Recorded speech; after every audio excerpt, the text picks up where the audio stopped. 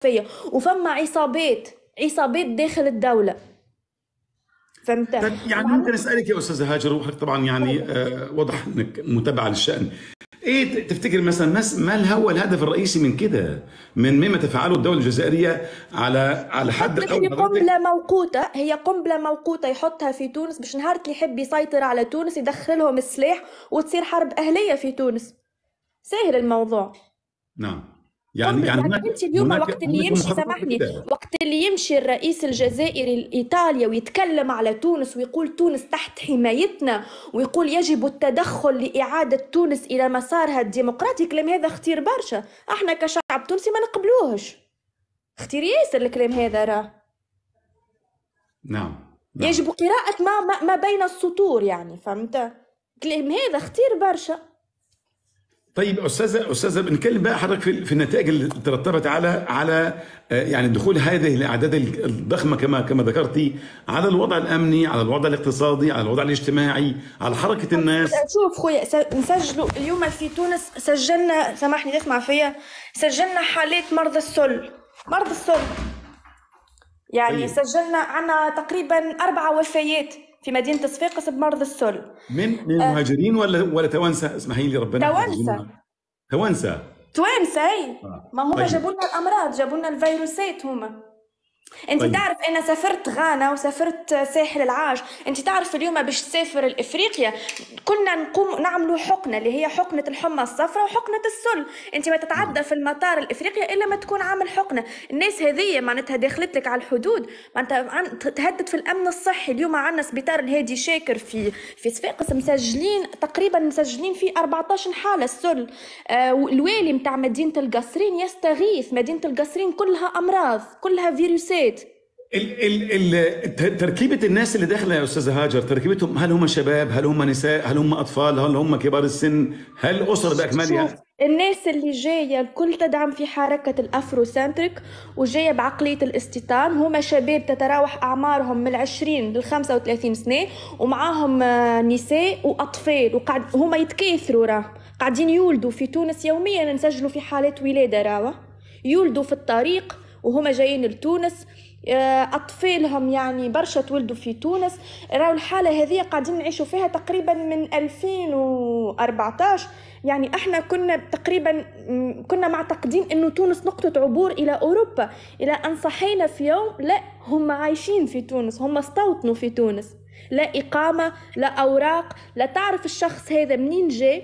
وصارت يعني الأمور وصلت إلى المشاحنات بين الشعب التونسي وبين الأفارقة، تراشق بالحجارة في الشارع وضرب. أستاذة هاجر اسمحي لي، لماذا لا يعني ترد السلطات التونسية هؤلاء الناس للمكان الذي، أو للمكان العبور الذي جاءوا من خلاله؟ خلاص أنتوا. هذا مقترح. شوف، احنا عندنا مؤتمر، الرئيس التونسي دعا دول جنوب المتوسط ودولة الجزائر ورؤساء افريقيا الى تونس الى عقد مؤتمر لموضوع الهجرة الغير شرعي، ولهنا سيظهر للناس جميعا موقف الجزائر من هذا الملف.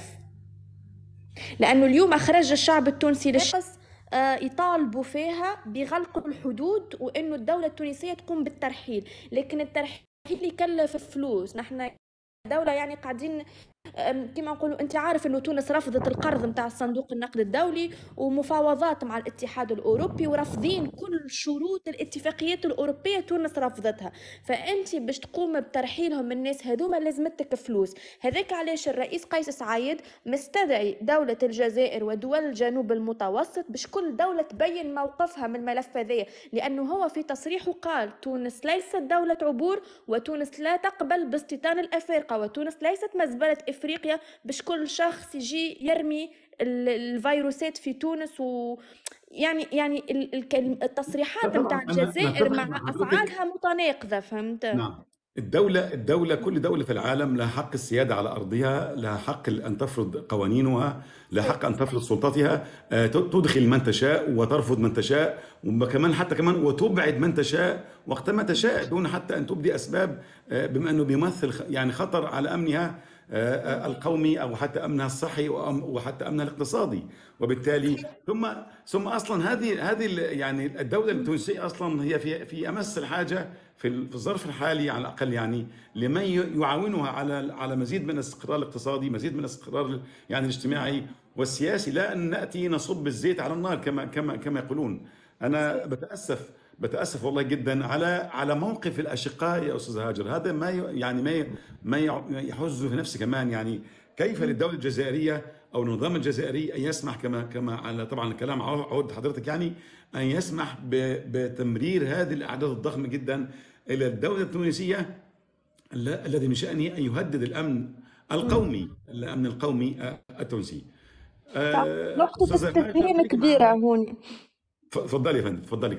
شوف، نحن تونس علينا ضغط كبير من جمعيات حقوق الإنسان ومن الأمم المتحدة. نحن الرئيس قيس سعيد وقت اللي دعا إلى الترحيل تم اتهام الدولة التونسية والأمن التونسي بالعنصرية، تم توجيه أصابع الاتهام للرئيس التونسي وللدولة التونسية بالعنصرية، وتم إيقاف مفاوضات القرض، وصارت علينا ضغوطات كبيرة. لكن تبقى نقطة الاستفهام كما قلت، النظام الجزائري يقول لك أمن تونس من أمن الجزائر وأمن الجزائر من أمن تونس. كيف وأنتم تدخلون يوميا آلاف المهاجرين غير الشرعيين لتونس لبث الجريمة، لبث الفساد، الفيروسات، يعني لضرب اقتصاد تونس؟ لو في حد من الإخوة الجزائريين موجود معنا في البث، يعني يخرج يعني دلوقتي يطلب الجست وأنا أطلعه يرد على الأستاذ هاجر. لماذا؟ والله أتمنى، لكن شفت إيش نقول لك، هم ينكرون الفعل، يعني كأنه تونس عندها حدود مباشرة مع دولة مالي. فذاك علاش جبت لك الخريطة. أنا تونس ما عندهاش حدود مع الصحراء، مع فريق جنوب الصحراء. تونس حدودها مع ليبيا ومع الجزائر. وليبيا بالنسبة لليبيا الحدود محمية، وحتى لو كان يدخل لك شخص من ليبيا يدخلوا لك 10 من الجزائر، لأنه شوفوا الحدود قدامكم. حدودنا مع ليبيا محصورة صغيرة، لكن حدودنا الكبيرة على طول الخريطة التونسية هي مع الجزائر، ويدخلون من مدينة اسمها القصرين اللي هي على الحدود مع الجزائر. وفي تصريح لوزير الدفاع الليبي تكلم في موضوع الأفارقة، قال نحن الأفارقة في ليبيا لا ندخلهم إلى تونس، وتصرفنا معهم ولم نسجل تقريبا أي حالة من ليبيا. نعم، يعني لم يسجلوا أي حالة من ليبيا دخلت أو استغلت الأرض الليبية. السلام عليكم. التراب التونسي. لا مستحيل، هم مش موجودين أصلا في جنوب تونس. الأفارقة لو تمشي ناحية جنوب تونس اللي هي الحدود مع ليبيا، تطاوين، مش موجودين. هم متمركزين في العاصمة تونس، ومتمركزين في العاصمة الاقتصادية اللي هي صفاقس، ويدخلوا عن طريق القصرين وكل شيء. اسمع، فما فيديو نزل من يومين على التيك توك كيفاش الجيش الجزائري يدفع بيهم إلى الحدود التونسية. عندك هذا الفيديو استاذه هاجر؟ انا بعثه لك من بعد. الله يجزيك، جاهزي وممكن نشوفه حاليا على حاضر. انا بعثه لك. السلام عليكم. عسلامة اخوي. الحافلات قلت لك شوف انت، يوصلوا كيفاش معناتها باش يوصلوا هذا الكل الحدود التونسية، نحكيو على 2000 كيلومتر. نعم، إذا دي مافيا بقى، يعني مافيا أو باتفاق مثلا مع سلطات الجيش والشرطة وسلطات الحدود أن تمرر هذه الأعداد الضخمة جدا لتصل إلى الدولة التونسية وتهدد. إذا أستاذ هاجر، أصلا كان موضوع الحلقة بتاع النهاردة وهو لماذا يكره للأسف النظام طبعا الجزائري الدولة المغربية، لكن واضح كمان أن أفتح القوس وأقول لماذا يكره النظام الجزائري من عن يمينه ومن عن يساره الدولة. شوف، هو كرههم لدولة المغرب علني، لكن تأمرهم على تونس يعني تحت الطاولة، اللي هو أسوأ، اللي هو النفاق، إنه تونس أختنا شقيقتنا وأخواتنا وخاوة. لكن هذاك الظاهر، لكن المخفية كان أعظم، وهذا أكبر مثال. لأنه هون التوانسة الكل نقطة استفهام. قلت لك اليوم لو شفتوا المظاهرات في مدينة صفاقس، الشعب التونسي شارع نطالب بغلق الحدود، يطالبوا في الدولة التونسية بغلق الحدود. يعني ما أكثرش من هكا. يعني وصلنا إلى نقطة إنه لازم توقف التدفق مع أمن القومي فوق الجميع. دولة يعني دولة لها عندها محدودية في الموارد، دولة عندها في بحر في الشمال، في شمالها عندها أيضا التزامات تجاه شعبها، دولة بتمر بأزمة النهاردة، أزمة اقتصادية زي ما كل الدول العالم بتمر بنفس الأزمة. والله ما عنديش فكرة صراحة، ما عنديش فكرة على الاقتصاد متاع دولة الجزائر. إن اللي نعرفه إنه هما يعديوا في أنابيب الغاز الأوروبا عن طريق الأراضي التونسية. هذا أنا نعرف، لأنه هما يعديوا في أنابيب الغاز الإيطاليا عن طريق الأراضي التونسية. هذه فقط اللي نعرفه، ما شاء لكن الله. علاقاتهم أخرج. التجارية واقتصادهم ما عنديش عليه فكرة طيب صراحة. اختي الكريمه خليكي معنا يا استاذه هاجر اذا تكرمتي. أوكي. ناخد الله يجزيك خير، جهزنا الفيديو مثلا لو اختي لو تكرمتي جهزنا الفيديو. نعم. السلام عليكم. عليكم عسلامة. السلام ورحمه الله وبركاته. مرحبا اخي الكريم. السلام عليكم. عليك السلام. أنا من الجزائر. شرفنا أخوي. تفضل. أنا من الجزائر الغير الشقيقة بتعبير الأخت التونسية. أنا ما قلتش غير شقيقة. أولا لا، سياق الكلام يدل على ذلك. يعني سياق الكلام يدل على ذلك. أولا المتكلم عن العلاقات التونسية الجزائرية وعن علاقات الترحيل الأفارقة، وأن سلمنا لك جدلا أن الجزائر تدعم ترحيل أو تدفق الأفارقة، فبطبيعة الحال ترحيل الأفارقة لا يكلف سوى $1,200,000. يعني مبلغ رسمي، يعني حتى وإن سلمنا لك القول ما تقولين، وكل يكلف $1,200,000، يعني حوالي 50,000 مهاجر. هذا يعني ترحيلهم عبر شنو سمح؟ عبر الحافلات. يعني يا يعني خويا تونس ما عندهاش حدود مباشره باش ترحلهم عبر معليش لا يكلف. نعطوكم حافلات، نعطوكم حافلات. يا جزيل انتم عندكم حدود مباشره مع مالي، مكان ما تنزلوهم في مالي نزلتوهم. معليش السؤال الاولى بدل ما نرحل ما تقفلوا حدودكم يا اخي معاه. لا شوف الاخ الكريم، لازم نكونوا موضوعيين ونكونوا دقيقين في اتهام. هذا اتهام مباشر لدولة مثل الجزائر. اولا تهريب الاشخاص هو طريقة مثل طريقة تهريب المواد الغذائية التي تدخل تونس، تهريب مواد البناء التي تدخل تونس، تهريب الحديد والصلب والمعدات لتونس. هذا نفسه. في ناس تشتغل. احنا في تونس كل شيء نهربوا فيه من عندكم. نعم خليني نكمل. معليش خليني نكمل الأخت. معليش هذا تعقيبا على كلامك. التهريب ظاهرة عالمية ليست مخصصة فقط على الجزائر أو لتونس أو على المغرب. هذا التهريب هو عالمي.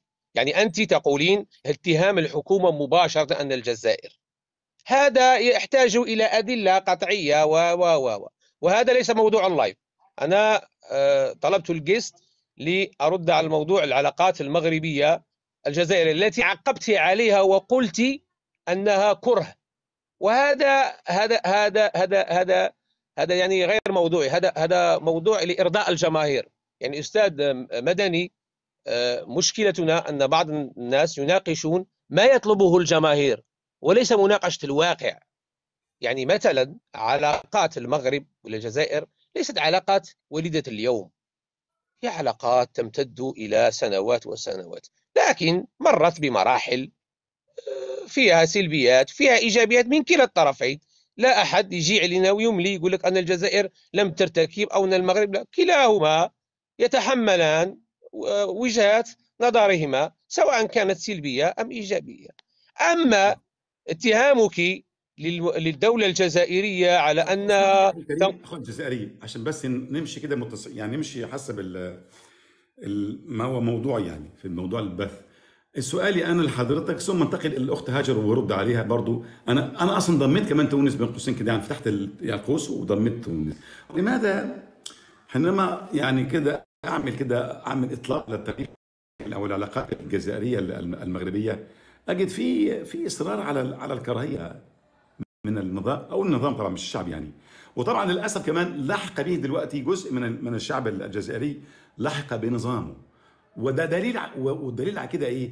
ما نستمع اليه من سباب. يعني حتى انا النهارده بس لسه جاي لي من 3 4 رسائل تهديد بالقتل والخيانه والعماله والمخزن، وقصه بقى خلاص تعودنا عليه يعني.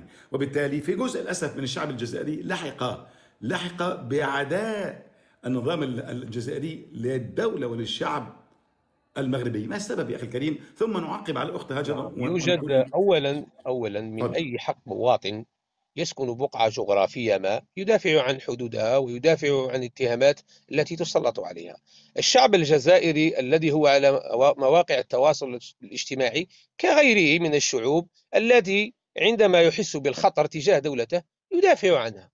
أولا هذا من جهة ثانية. يا أخي الحبيب دفاع لا بالسباب. نعم، السباب، شوف أخي الكريم، لا ننكر ما وقع بين الجزائر ومصر في مقابلة المونديال، وما رأينا من سباب على القنوات المصرية من إذاعة. هذا أمر عادي، يعني مجرد ردة فعل، وتجاوزنا الأمر وأصبحت العلاقات عادي، جزائريين مع مصريين عادي. يعني مسألة نعم. هذه، يعني هذه مسألة عرض، هذه بمعنى عرض. هل انت مؤمن، يعني انت مؤيد، يعني مثلا عشان نختلف معك يبقى سبك سواء من الطرفين. انا لو اعيد مثلا، انا اقول شيء، يا أخي لا اقول الكريم، مثلا يا ان أخي الجزائريين الكريم، بس سبوا او المصريين سبوا، السب لكن انا في والشتم بكل الاحوال، يعني ليس انا من ارفض صفات هذا الاسلوب. الحكماء.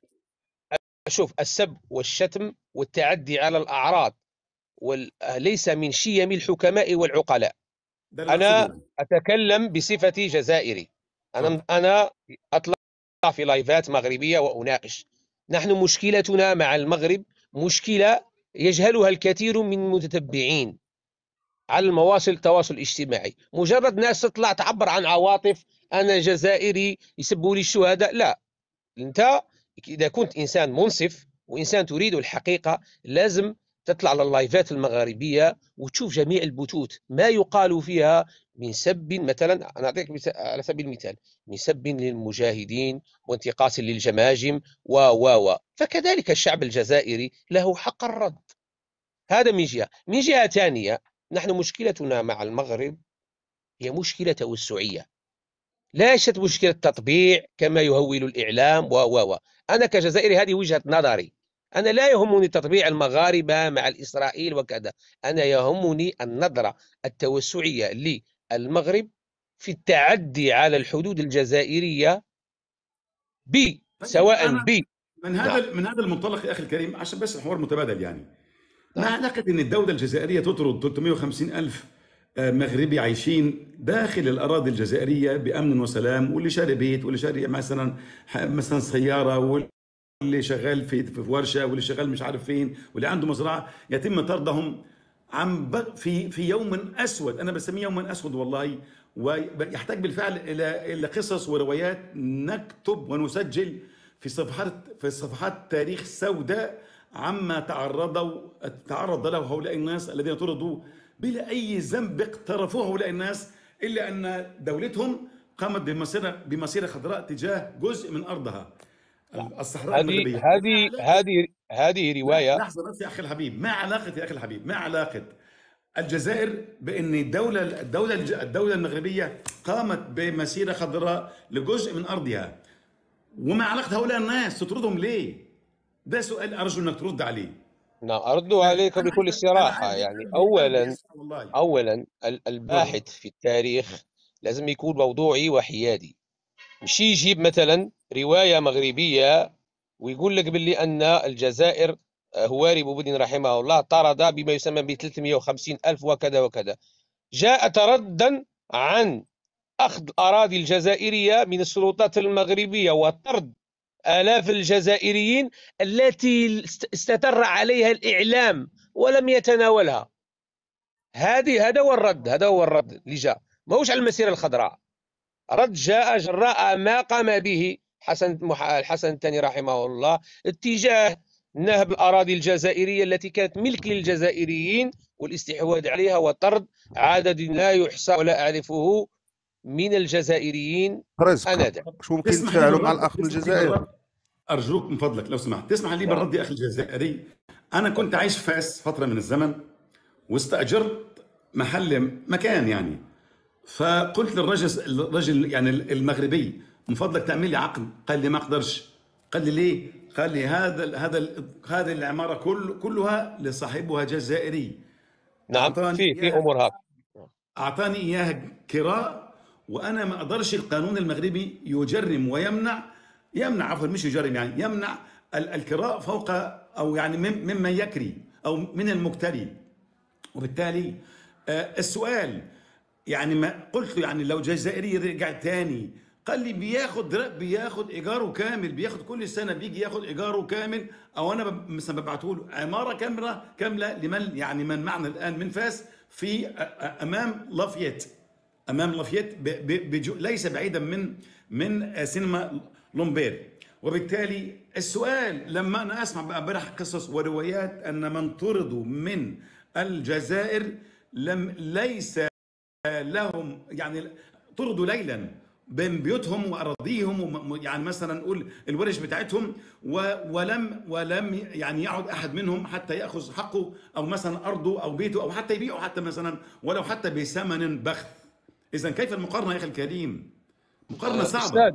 استاذ اعطيني دقيقه، بدو اعد اصعد معك دقيقه بس، دقيقه فقط. خذ راحتك، خذ راحتك. اذا اخونا المغربي حر. تفضل اخي الكريم، مغربي ريفي حر. ولا من اللي على الدور؟ عبد المنعم.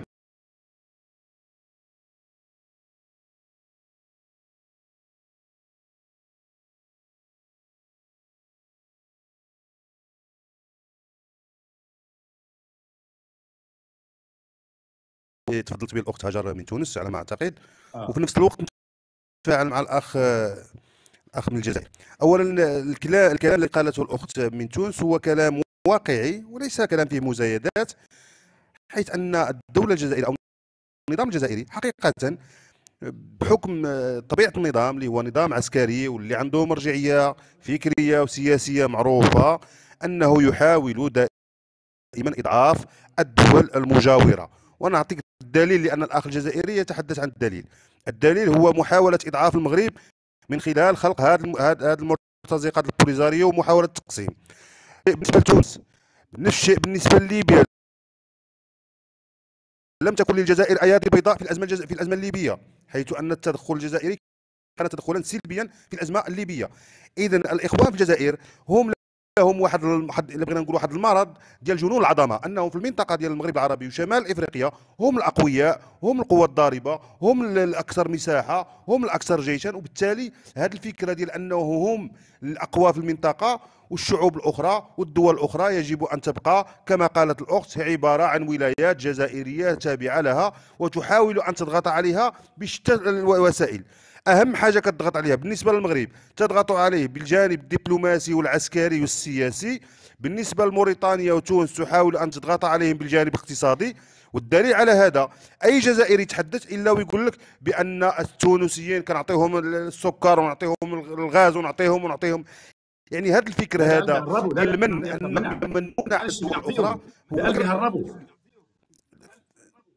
فكر اللي زعما ماشي صحيح. مسألة أخرى أن النظام الجزائري يحاول أن يحوط على شعبه، أن يجعل الشعب الجزائري يعيش في بقعة جغرافية مسدودة حتى لا يطل على الدول المجاورة إلى أين وصلت. اليوم إذا سألت جزائريا عن المغرب يقول لك بأن المغرب يعيش في المجاعة ويعيش في أزمة، وبأن المغرب ما يعيش في عيد الأضحى إلى غير من الكلام الذي لا علاقة له بالواقع، في حين أن المغرب يعني خطى خطوات مهمة على المستوى الاقتصادي على المستوى السياسي. إذن فالجزائر النظام الجزائري عنده هدفين، الهدف الأول هو أولا إضعاف الدول المجاورة، والهدف الثاني هو التضليل على الشعب الجزائري وجعل الشعب الجزائري دائما مضللا واستغلاله سياسيا من أجل بقاء هذه الزمرة ديال العسكر في الحكم. شكرا اخ رزق. لا خليك معي، اسمح لي، اصل انت قلت كلمه حاليا ليبقى الشعب الجزائري مضللا، بس هل احنا دلوقتي مع ثوره التكنولوجيا والسماوات المفتوحه والابواب او يعني الجدران الزجاجيه، هل بالفعل يستطيع النظام ان يبقي شعبه مضلل كما ذكرت؟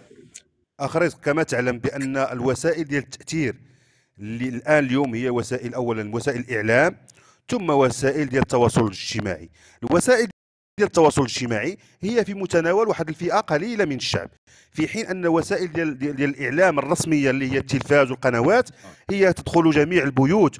وبالتالي النظام الجزائري يحاول ان يخلق الراي العام حول موضوع معين، والدليل على ذلك هو ان النظره اليوم ديال الشعب الجزائري او واحد الفئه عريضه من الشعب الجزائري للمغرب انه دوله عدوه، انه دوله توسعيه، انه يهدد استقرار الجزائر، في حين ان الوقائع تقول بان المغرب لا يهدد الجزائر. المغرب بالعكس يمد يده الى الجزائر، المغرب بالعكس يسعى الى بناء المغرب العربي، في حين ان الجزائر هي دائما تضع العصا في العجله كما يقال. عبد المنعم شكرا على وجودك معايا، بارك الله. شكرا على وجودك معايا، بارك الله فيك. معنا اخي الجزائري ما اعرفش اين ذهب. اخوي الجزائر تفضل رد بقى، اسمح لي طبعا الاول برحب بيك. شكرا أخي رزق المدني، شكرا على هذه المساحة. حبيت فقط أعلق في دقيقة. شوف ما حدث في التاريخ وما فعلته أخطاء القيادة الماضية، سواء جمال عبد الناصر أو في مصر أو كلهم عملوا أخطاء، ومن لا يخطئ هو فقط من لا يعمل. كلهم هواري، بومدين، الحسن الثاني، كلهم عملوا أخطاء. نحن أصحاب هذا الجيل لا نتحمل أخطاء القيادة السابقة، لكن لا نجعل منهم في نفس الوقت شياطين من أجل أخطاء أن نتموقع إيديولوجيا فنشيطنهم. لا نقبل شيطنة مثلا الحسن الثاني ولا هواري بومدين. نقول نناقش أخطاءهم فقط. من الشيطنة ما هي هذا المشهد اللي أنت صورته، طرد 350,000. أنت تتحدث على رقم يقترب من نصف مليون، وهذا هذا خطأ. هذا لا يتقبل عقل. لو تطردهم يعني 100 حافلة، وتقل 100 حافلة يوميا 60 شخص، راح تحتاج أنت إلى شهرين يوميا متتاليين لطرد هذا العدد المهول جدا الذي لا يقبله عقل. هي مجموعة من المغاربة ربما لا يتعدد عددهم آلاف. الإعلام صورهم كأنها هجرة أو نزوح جماعي في لا، ليس كذلك. وإنما أيضا يستطيع الجزائريين يقول لك في ظهير ملكي شديد لحد الآن مرسوم أنه الحسن الثاني طرد آلاف الجزائريين من ترابهم ومن أرضهم. يتعذرون المغاربة ماذا؟ أنهم حركة يعني. فكيف هذه حجة عليهم؟ كيف تطرد يعني؟ أنت كنت ماذا؟ أنت كنت تحمي حركة، فكل شيء ضده. يا أخي شوف ما حدث في الماضي لا يمكن مناقشته بهذه العبثية. أخي الحبيب معلش، أنا والله أنت راجل محترم وواضح أنك مثقف وبتتكلم يعني أنا واضح يعني فيك أنك عايز تلملم يعني المبعثر، وعندك روح جميلة. أنا بشكرك والله على هذا الروح.